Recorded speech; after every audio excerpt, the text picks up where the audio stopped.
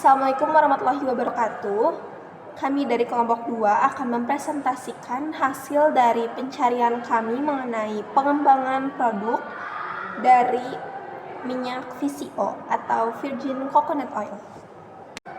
Sebelumnya, perkenalkan, nama saya Nabila Sifa. Saya merupakan anggota dari kelompok 2. Di sini saya bersama rekan-rekan saya, yaitu Amelia Temar, Zilan Askafahrezi, Retia Dwi Agustin, dan Yolanda Agustin. Nah, jadi apa sih Virgin Coconut Oil atau VCO itu? Jadi Virgin Coconut Oil atau VCO itu adalah minyak kelapa yang dihasilkan dari pengolahan daging buah kelapa tanpa melakukan pemanasan atau dengan pemanasan yang suhu rendah gitu, sehingga menghasilkan minyak yang jernih, tidak tengik, dan bebas dari radikal bebas akibat dari pemanasan itu sendiri. Nah, jadi apa sih kelebihan dari minyak VCO ini? Virgin Coconut Oil atau VCO memiliki kelebihan dibandingkan minyak kelapa biasa karena diproses secara alami dengan fermentasi tanpa adanya pemanasan, sehingga menjaga kandungan nutrisi seperti asam laurat yang lebih tinggi serta cita rasa kelapa yang mungkin lebih segar. Kandungan nutrisinya tuh kayak gimana ya?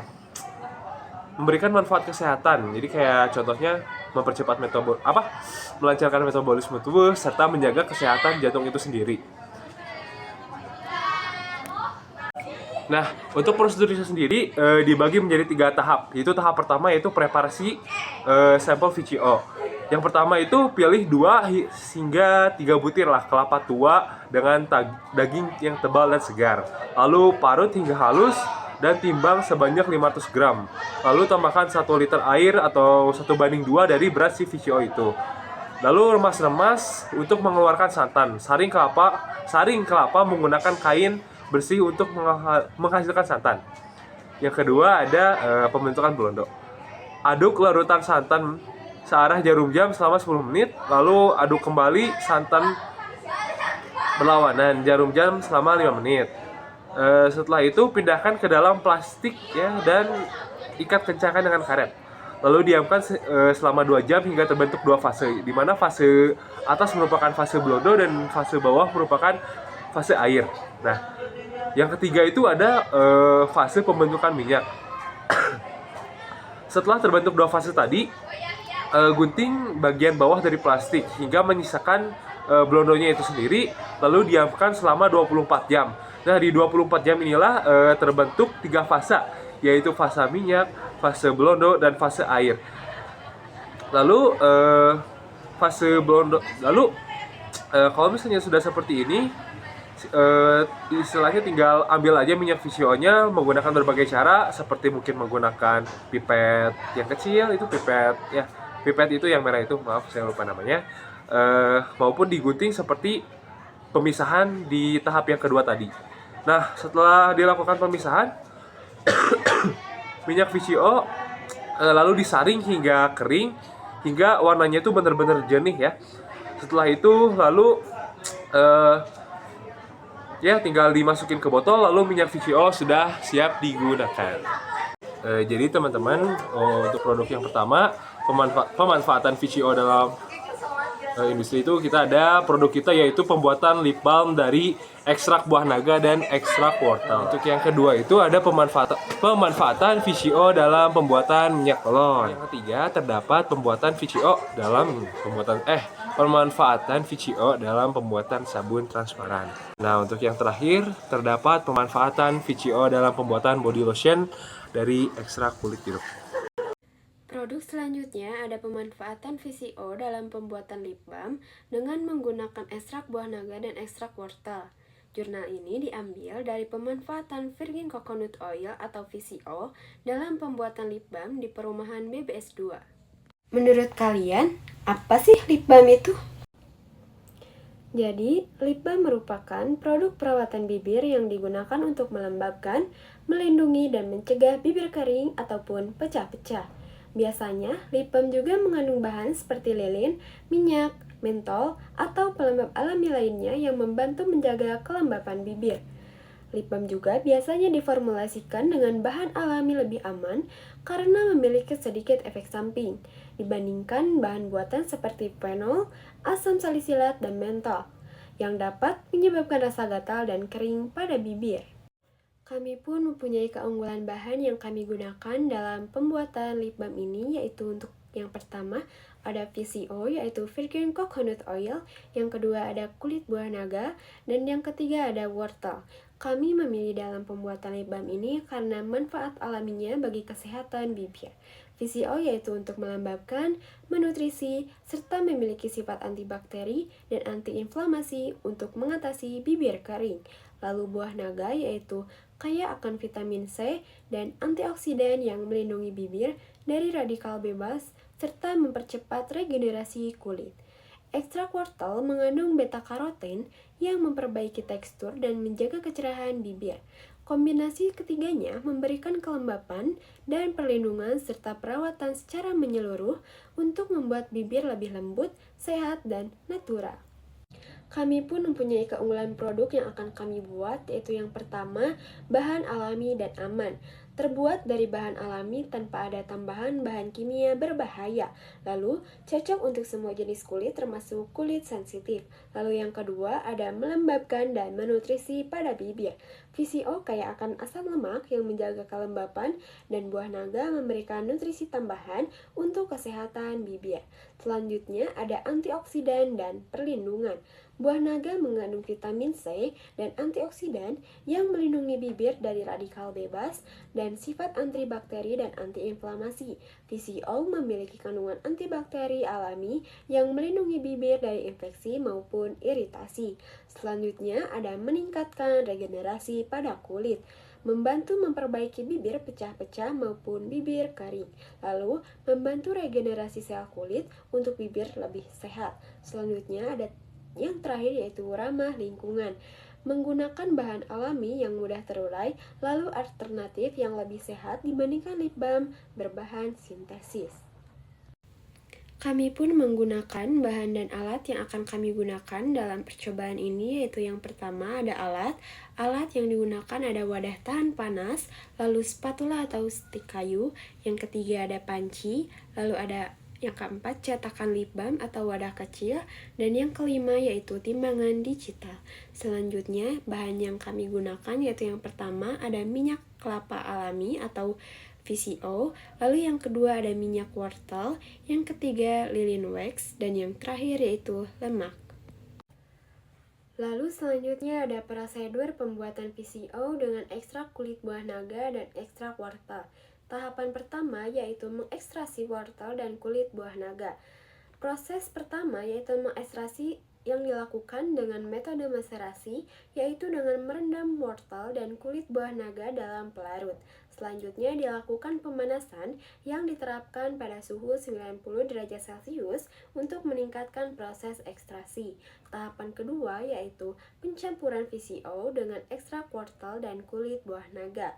Setelah ekstrasi selesai, wortel dan kulit buah naga dicampurkan dengan Virgin Coconut Oil atau VCO dengan perbandingan 35:65, yaitu campuran wortel dan kulit buah naga. Selanjutnya dicampurkan dan kemudian dipanaskan selama 2 menit pada suhu 40 derajat Celcius sehingga cairan VCO berubah warna. Selanjutnya yaitu tahapan proses penyaringan. Setelah proses pemanasan selesai dan VCO berubah warna, campuran disaring untuk memisahkan ekstrak wortel dan ekstrak buah naga dari VCO tersebut. Dapat dilihat dari gambar ilustrasi tersebut, ada beberapa prosedur yang menggambarkan beberapa tahapan yang kami gunakan. Pada prosedur selanjutnya yaitu proses pembuatan lip balm. Tahapan pertama yaitu persiapan pada beeswax. Lilin lebah atau beeswax yaitu dilelehkan terlebih dahulu dengan pemanasan dan pengadukan hingga mencair sempurna. Selanjutnya pada tahapan kedua yaitu pencampuran VCO dengan beeswax. Setelah VCO yang telah diproses berwarna siap, campurkan dengan beeswax yang sudah dilelehkan, yaitu dengan penambahan VCO berwarna 400 ml, lalu minyak almond 200 ml. Aduk rata hingga mendapatkan konsistensi yang diinginkan, lalu panaskan pada suhu 60 derajat Celcius sambil diaduk perlahan hingga menjadi minyak esensial. Selanjutnya yaitu tahapan terakhir, tahapan penyimpanan.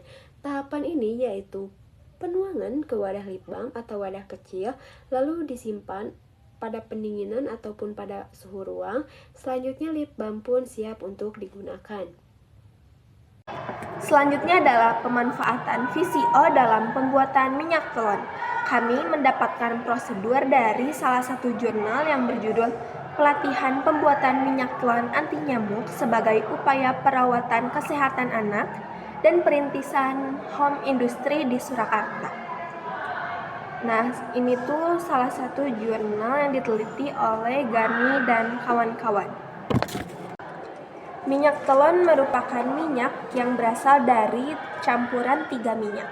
Telon di sini berasal dari bahasa Jawa yang artinya itu telu atau 3. Nah, jadi minyak telon ini tuh campuran dari 3 minyak, yaitu minyak kelapa, minyak kayu putih, dan minyak adas. Nah, ketiga minyak ini memiliki kandungan dan khasiat yang berbeda-beda. Digunakannya minyak adas di sini karena minyak adas memiliki khasiat untuk mencegah dan mengobati perut kembung dan juga memberikan rasa hangat pada bayi. Nah, minyak adas ini memiliki beberapa kandungan seperti 2-6% minyak atsiri, 15-24% venkon, dan lain-lain. Selanjutnya adalah minyak kayu putih atau Jeju oil. Minyak kayu putih dihasilkan dari hasil penyulingan daun dan ranting kayu putih. Nah, minyak kayu putih ini memiliki beberapa kandungan. Yang paling utamanya adalah eukaliptol sekitar 60% dan alpha terpinol serta kandungan lain yang memiliki khasiat yang berbeda-beda. Keunggulan dari produk itu sendiri yang pertama, kandungan nutrisi yang lebih tinggi. VCO mengandung lebih banyak antioksidan, asam laurat, dan nutrisi lain yang lebih baik dibandingkan dengan minyak kelapa biasa. Nah, hal ini membuat minyak telon yang menggunakan VCO itu lebih bernutrisi dan bermanfaat untuk kesehatan kulit dan tubuh. Yang kedua, lebih murni dan alami. VCO dibuat dengan proses yang lebih murni dan alami tanpa pemanasan atau penambahan bahan kimia sedikit pun, sehingga kualitasnya lebih tinggi dibandingkan minyak kelapa biasa. Dan yang ketiga, antibakteri atau antiviral. Kandungan asam laurat dalam VCO itu diketahui memiliki sifat antibakteri dan antivirus yang memberikan manfaat tambahan dalam membantu melindungi kulit dan infeksi dari iritasi. Dan yang keempat, lebih ringan dan mudah diserap kulit. Nah, VCO ini memiliki struktur molekul yang lebih ringan dibandingkan dengan minyak kelapa biasa sehingga lebih mudah diserap oleh kulit. Dan yang kelima, aroma lebih segar. Nah, VCO ini memiliki aroma yang lebih ringan dan segar yang dapat meningkatkan kenyamanan saat digunakan dibandingkan dengan aroma minyak kelapa yang lebih kuat. Dan yang terakhir, lebih baik untuk kulit sensitif. Karena proses pembuatan VCO yang lebih alami, minyak telon dengan VCO itu cenderung lebih cocok untuk kulit bayi atau kulit yang sensitif gitu. Alat bahan yang digunakan untuk alat, yang pertama, gelas kimia 100 ml. Yang kedua, gelas ukur. Yang ketiga, spatula. Yang keempat, batang pengaduk. Dan yang kelima, botol sampel. Untuk bahan, ada minyak kelapa murni atau VCO virgin coconut oil. Yang kedua, minyak kayu putih. Dan yang ketiga adalah minyak adas.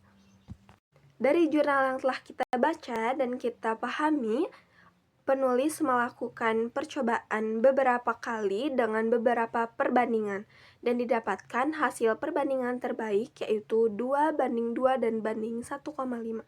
Nah, untuk prosedur yang pertama, kita menyiapkan alat dan bahan yang akan digunakan. Dan yang kedua, mengukur minyak kelapa murni sebanyak 20 ml atau VCO. Dan yang ketiga, minyak kayu putih sebanyak 20 ml, dan yang keempat, minyak adas atau sebanyak 15 ml. Dan masukkan ketiga bahan ke dalam gelas kimia. Aduk rata dan masukkan ke dalam botol sampel.